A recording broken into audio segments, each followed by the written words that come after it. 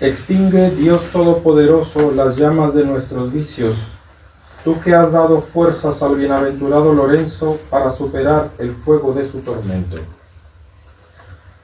Celebramos, por gracia de Dios, la Santa Misa de este domingo, que si bien corresponde al domingo noveno, después de la fiesta de Pentecostés, la Iglesia nos manda, como es una fiesta doble de segunda, es una fiesta importante, decir la misa de San Lorenzo hoy, San Lorenzo mártir, del año 280 aproximadamente de la era cristiana, de los primeros tiempos del cristianismo, lógicamente antes de su libertad por el emperador Constantino. La Iglesia hoy, como en todas las fiestas de los mártires, manda decir la misa de color rojo, ¿sí?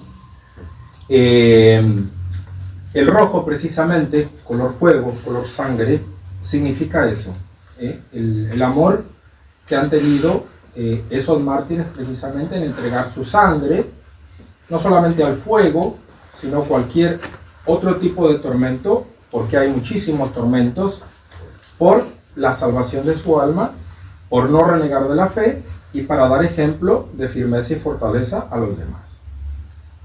Si bien a lo largo de la historia se han desarrollado múltiples martirios, inclusive martirios colectivos, de monasterios, de conventos, de iglesias, cristianos a los cuales le han prendido fuego dentro de las iglesias. En los primeros tiempos de la iglesia, digamos, se suscitaron martirios muy particulares. Martirios, bueno, lógicamente, como por ejemplo la crucifixión, crucifixiones de 300, 400 cristianos a la vez, por ejemplo, apedreamientos por los judíos para aquellos primeros cristianos que supuestamente siendo judíos renunciaban a su fe y que la ley para ellos les mandaba apedrearlos, ley que lógicamente estaba ya abrogada por la venida del autor de la ley, que era nuestro Señor Jesucristo, y que tuvo derecho a modificarla. Ahogamientos, en el agua lógicamente, estrangulaciones, decapitaciones, en fin, todas las cosas que nosotros leemos en la vida de los santos, sobre todo de los mártires. Pero el martirio de San Lorenzo, la Iglesia lo celebra de una manera especial, con una clase importante, porque es una clase importante, doble de segunda. Se asemeja, por ejemplo, a alguna de las fiestas de la Virgen, o alguna de las fiestas en un carácter, por ahí digamos, inferior en la fiesta de nuestro Señor Jesucristo, en nombre de él, ¿sí? Entonces la Iglesia le ha dado al diácono San Lorenzo, porque no era un sacerdote, era un diácono, un grado anterior, un grado especial en la liturgia por la importancia que tiene respecto al cristianismo de la época, respecto al cristianismo actual, o sobre todo digamos en el momento en que se instituyó su fiesta a nivel universal, respecto al cristianismo del futuro, porque sabemos que hasta el fin de los tiempos tiene que haber, aunque sea un mínimo de fe, para que nuestro Señor Jesucristo vuelva, ¿sí? Y sobre todo, respecto a la importancia que tiene el tipo de su martirio, ¿sí? Si bien, por ejemplo, en el Coliseo romano, o en las provincias, digamos, romanas, de la lejanía de lo que era la Tierra Santa, era muy común, por ejemplo, entre los romanos, un martirio era crucificarlos y quemarlos, ¿sí? Y dejarlos como linternas de la noche, dejarlos prendidos toda la noche hasta que se consumían los cuerpos. Bien, se utilizaban inclusive como linternas de la calle, los cristianos prendidos fuego. Bien, si bien el martirio del fuego era algo común, de alguna manera no se narra en ningún otro caso que, como en el caso de San Lorenzo, hayan sido asados prácticamente, consumidos a fuego lento en una parrilla. El martirio de San Lorenzo es especial por varias cosas. Primero, por lo que él era. Era el diácono de asistencia del Papa de la época, ¿sí? El Papa de la época, junto con otros eclesiásticos, había sido martirizado unas semanas antes, unos días antes, pongámosle 10, 15 días antes, no se sabe con exactitud la fecha exacta, bien. Y cuando lo llevan encadenado al Papa con los demás sacerdotes y obispos al martirio, San Esteban quiere entregarse con ellos. Y las palabras de él son estas: Padre, si siempre has subido al sacrificio con tu diácono, ¿por qué ahora no? Él sabía que iba a ser el sacrificio de su vida, que es el mayor sacrificio que podemos hacer nosotros. Como siempre decimos, sacrificar nuestra propia voluntad es mayor que sacrificar nuestra propia sangre.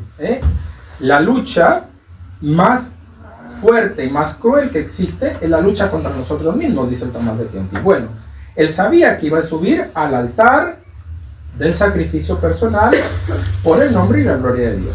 ¿Quién más que el Papa para ofrecer ese gran sacrificio de su propia vida y el de todos los sacerdotes que iban a ser sacrificados con él? Bien, y el Papa, disculpen que se me fue el nombre en este momento, lo leí pero se me fue el nombre, le dice: hijo mío, dice, tú no puedes venir ahora al sacrificio, dice, porque para ti está destinado un sacrificio especial.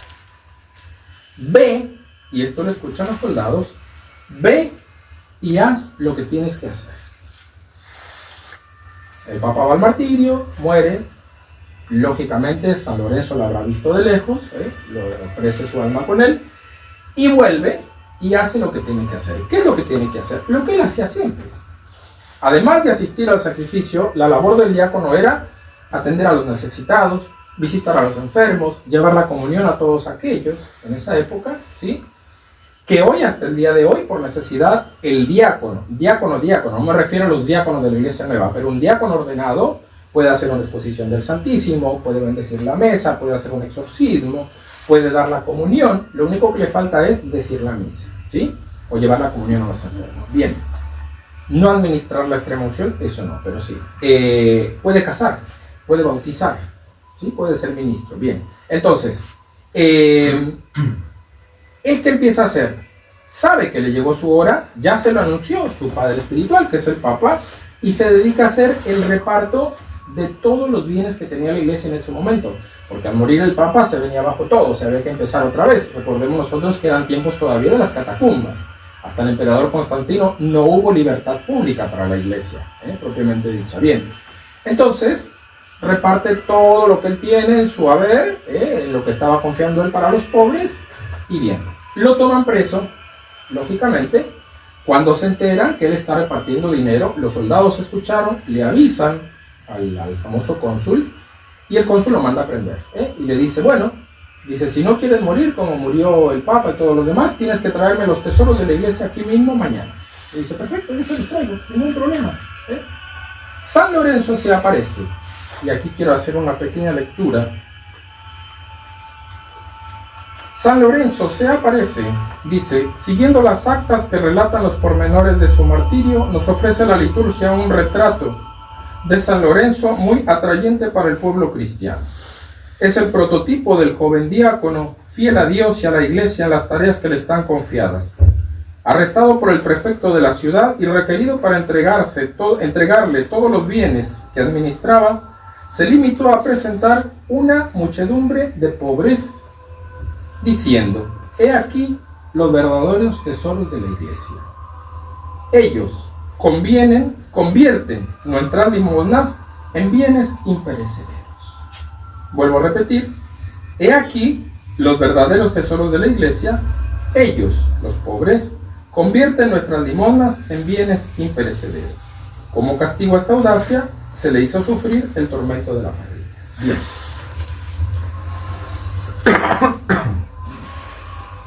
¿Por qué entonces volvemos? Es tan importante la fiesta, no solamente el martirio. La fiesta de San Esteban, de San Lorenzo, perdón, además de ser tan antigua, es importante por la actividad que él hacía, ¿sí? La caridad, la asistencia y su valor, porque a él, cuando lo van a condenar a muerte, ya vio que le esperaba.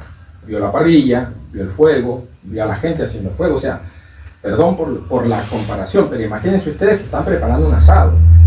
Él iba a hacer asado.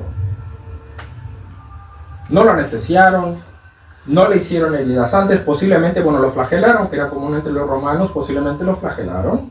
Es el tercer patrono de Roma. Después de San Pedro, San Pablo, San Lorenzo. Es el tercer patrono de la ciudad de Roma. Bien. Tanto que Constantino, en honor a él, hizo la famosa iglesia que en honor a San Lorenzo, ¿sí? Bien. Entonces, aquí a lo que nosotros queremos ir exactamente es a la valentía que él tuvo para poder no aflojar delante del temor de la muerte, la valentía que tuvo para decirle la verdad a aquel procónsul o aquel procurador, como quiera que fuera, que el mayor tesoro es asistir a aquellos que están necesitados. Y tercero, su paciencia en el martirio. Miren que hay martirios feos, o sea, hay a uno de los apóstoles, por ejemplo, lo desollaron vivo, le sacaron la piel, jugaron con él, le volvieron a poner la piel encima para burlarse de él y después lo degollaron. Bien, pero el martirio del fuego, cualquiera de nosotros sabe que es el martirio más terrible, tanto más terrible que el infierno está castigado con fuego. El purgatorio está puesto con fuego para nuestra purificación y es el martirio que tiene Dios a las almas de su predilección. La predilección hacia San Lorenzo es una predilección especial. Dios lógicamente sabía y confiaba en la constancia de él, mérito de su fe y mérito de la entrega que tenía a su santa vocación. Bien, ahora vamos a hablar de la vocación. Entonces, eso es lo más importante, esos 3 puntos. El valor el no tener miedo a perder la vida, el valor de la limosna y la paciencia en el martirio. Podemos decir nosotros, bueno, pero Job también tuvo mucha paciencia, pasó mucho tiempo, perfecto. El martirio es distinto. Job tampoco todavía no era cristiano. Estamos hablando del tiempo del cristianismo, de dar la vida propiamente por algo específico que era la santa. Bien. Calentaron la parrilla, como hacemos para el asado, bien rojita para que no se pegara la carne, y le pusieron semidesnudo con un calzón, por decirlo así, sobre la mano. Tratemos de trasladarnos nosotros al momento, para que nos quede en el alma. O sea, al apoyarlo en la parrilla. Bien, despacito, bien despacito. No se queme, se tiene que asar. Y el cónsul instigando a que renegara de la fe, y él no, y los tesoros de la iglesia, y dónde están los tesoros de la iglesia, bueno, en fin. Cuando San Lorenzo se siente asado de su espalda, voltea y mira al procurador y le dice: dame vuelta porque ya estoy asado, pincha y come. Hasta eso tuvo el valor de decirle San Lorenzo, en esa paz que tenía su alma de dar la vida por nuestro Señor. Lo dieron vuelta y después, bueno, lo mataron. ¿Sí? Bien. Entonces, ¿qué queremos nosotros resumir de todo esto? Vamos a hacerlo como un embudo y vamos a ir a la vocación de San Lorenzo. ¿Sí? Independientemente que la vocación de San Lorenzo era una vocación eclesiástica, cada uno de los hombres y de las mujeres que venimos a esta tierra tenemos una vocación marcada por Dios. Hablemos primero de la vocación respecto a la salvación. No hay más que 3 estados. Vida religiosa, sea como religioso o como sacerdote, o como religioso simplemente sin ser sacerdote. Vida laica, o sea matrimonio, o vida laica con celibato. No hay más que 3 tipos de vocación, o sea, todas las variantes que pueda haber las hacemos respecto a eso. La elección de esa vocación, depende la salvación de nuestra alma. Y muy pocas veces y muy pocos hombres se la han preguntado. Personalmente, su servidor se la preguntó a los 20 años. Yo quería ser médico, me llevaron a un retiro tradicional sin saber siquiera lo que era la tradición. Yo no iba a misa nueva por otros motivos, pero sin saber qué era la tradición. Y en el retiro, ahí cayó, digamos, como dicen ustedes, la ficha de la vocación. Bien, recién a los 20 años. Yo estaba estudiando medicina, dejé la universidad para hacer esto. Bien, entonces, San Juan Bosco decía, de 3 hombres, o de 3 mujeres, podemos decirlo también, él se refería al sacerdocio, de 3 hombres, uno tiene vocación. O sea, vocación para religioso o para sacerdote. O sea que de todos los millones de hombres que hay, 1 de cada 3 debería estar diciendo la misa, o por lo menos en un monasterio, ¿sí? Hablemos lo mismo las mujeres. Bueno, creo que las mujeres son más, tal vez en una proporción ahí, bueno, importante. Bien. Pero de esa vocación depende precisamente la salvación de nuestra alma. Imaginemos nosotros a San Lorenzo renunciando a su vocación de eclesiástico en medio de ese cristianismo oculto, viviendo como laico. ¿Se hubiera salvado? Tal vez sí. ¿Hubiera sido mártir? Tal vez sí. Pero su destino estaba ahí. Él eligió la vocación, o Dios lo eligió a él para la vocación de ser diácono y futuramente sacerdote. No llegó. Como tampoco llegó San Francisco de Asís. La dignidad sacerdotal se la presentó un ángel como un vaso de agua en una visión y dijo, así tiene que ser un sacerdote. Y él se sintió indigno y pidió que no lo ordenaran, quedó diácono San Francisco de Asís. No era sacerdote. Entonces, la vocación en ese caso es muy importante porque Dios, aún dentro de la vocación, nos tiene otras vocaciones u otros destinos, ¿sí? Olvidémonos de los sacerdotes, ¿sí? En este caso, la vocación de San Lorenzo era precisamente, o el destino dentro de su vocación, no era llegar a decir misa, no era llegar a ser un obispo, un papa, no, dar la fe por nuestro Señor. Y quien dijera, por ejemplo, alguno de ustedes que esté estudiando o que ya haya terminado su carrera, no tiene trabajo, no la puede aplicar de ninguna manera, el que eligió una carrera pensó en la plata o no la puede ejecutar porque, qué sé yo, por cualquier cosa, ¿sí?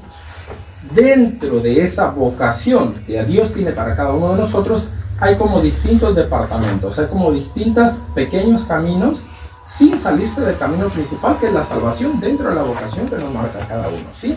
Entonces, Dios va a dar las gracias para cada uno de nosotros en esa vocación que se vive, en la cual vocación uno debe estar. Supongamos que hay muchos de acá de ustedes son casados, nunca pensaron en ninguna otra cosa porque nadie les presentó la oportunidad, nunca sintieron una atracción, perfecto, o sea, ya están en un estado, no necesariamente tienen que cambiar de estado, ¿sí? Salvo por inspiración divina en casos muy especiales como San Alejo, que renunció a su matrimonio y se fue de su casa por una inspiración especial, casos muy especiales. Normalmente entonces cada uno en el estado que está constituido ya de manera obligada, porque ya lo hizo, tiene que tratar de perfeccionarse y escuchar precisamente las inspiraciones de Dios para esa perfección dentro de su estado, ¿sí? El bien, el ámbito del bien, o lo que nosotros llamaríamos libertad en el bien, porque nuestro Señor nos dijo, la verdad os hará libres. Si yo, ustedes, cualquiera de nosotros o cualquier hombre, elige el mal dentro de la palabra de nuestro Señor, la verdad os hará libres, nuestro Señor se estaría, como dicen, pisando el palito porque nos daría libertad para hacer algo malo. Sin embargo, la libertad para el mal se llama libertinaje, se llama abuso de la libertad. Dios nos dio lo que llamamos el libre albedrío, la capacidad de distinción entre el bien y el mal, no la libertad, sino la capacidad de seguir cualquier camino, y nos hizo libres para poder ejercer el bien sin coacción. Esa es la definición de libertad que el Concilio Vaticano II tergiversó, porque dice, con él todo el liberalismo, o sea, hoy se dice, la libertad es la facultad de elegir entre el bien y el mal. No, señor. San Agustín dice, conocer el pecado o conocer el error no es conocer, sino ignorar. Santo Tomás Moro. ¿De qué le sirvió a Adán y a Eva al comer del fruto prohibido el tratar de ser conocedores del bien y del mal? Miren todo el lío que tenemos ahora. O sea, tenemos, gracias a Dios, bueno, tenemos la Santa Misa, pero bueno, ustedes tienen que venir a misa todos los domingos, el padre tiene que decir la misa, tiene que confesar, tiene que absolver, tiene que casar, tiene que bautizar, bueno, estaríamos todos en el paraíso si ellos fueran obedientes, ¿sí? Bueno, en fin. Pero bueno, ellos no fueron fieles a la vocación que Dios les dio, ¿eh? Entonces, dentro del ámbito del bien, dentro del estado en el que cada uno está, o que todavía de alguna manera tiene que elegir, tiene que tratar de perfeccionarse en el bien. Esa vocación o ese destino que Dios le tiene a cada uno de nosotros tiene que ser efectivo, no afectivo. Ay, mamita, no sabes yo cuánto te quiero. Sí, te quiero un montón. ¿Me dejas salir? Te barro la cocina, te limpio, ¿te crees que te haga algún mandadito, alguna compra? Pero después, cuando no necesitamos nada de mamita, mamita nos dice, oh papito, anda a la tienda, o barré, limpia tu ropa y se arma el lío porque no queremos. Bueno, eso es abuso de la libertad. Eso es abuso de una facultad que tenemos de hacer el bien o de hacer el mal, pero no el derecho de hacer el mal, ¿sí? Entonces, la importancia en la vocación, la importancia en el papel que nos toca jugar en esta vida, como cristianos específicamente, porque cristianos es una vocación especial, que no todos tienen el privilegio de tenerla, por la gracia del bautismo. Imagínense ustedes cuánta gente aún en el mundo no está bautizada. No tienen la gracia de Dios, no son hijos de Dios propiamente dicho, son criaturas de Dios, pero no son hijos de Dios por el bautismo. No tienen todos los sacramentos, no tienen las gracias espirituales, no tienen los dones del Espíritu Santo. Y nosotros que tenemos todo eso, ¿qué hacemos con todo eso? ¿Qué hacemos con eso que es una especie de vocación? ¿Qué hacemos nosotros con todo eso? ¿Cuánto tiempo destapamos ese frasquito para utilizar de lo que hay adentro? ¿Cuánto de eso que utilizamos realmente nos está haciendo de provecho o lo hacemos solamente por obligación? ¿Cuánto de eso que nosotros utilizamos destinamos para el bien de los pobres o de aquellas personas que realmente puedan necesitar? ¿Sí? Entonces, de ahí la importancia de vivir nuestra vocación cristiana como corresponde. Porque si no, estamos siendo de alguna manera, yo no diría hipócritas, nos estamos engañando a nosotros mismos. Estamos intentando ser para afuera tal vez algo que para adentro no lo sentimos. ¿Y cuál es el problema, por ejemplo, de hacerlo sin un sentimiento, sin sentirnos cristianos? Hay una frase humana, dice, si no se vive como se piensa, se termina pensando como se vive. Si nosotros no nos establecemos los principios de vida cristiana en nuestra obligación diaria, que no hace falta mirar muy al futuro, hace falta mirar el día, vivir el día, poner el esfuerzo al día, al de mañana le toca otra vez su esfuerzo, pero tratar de vivir el día cristianamente. Si nosotros, como pensamos, como somos cristianos, no lo vivimos, si nosotros nos dejamos vivir de una manera liberal, de una manera extremadamente laica, por decirlo así, nuestra cabeza, ¿qué pasa? Se va transformando. Empieza a dejar de ser cristiana. Perdón, pero estoy cansado.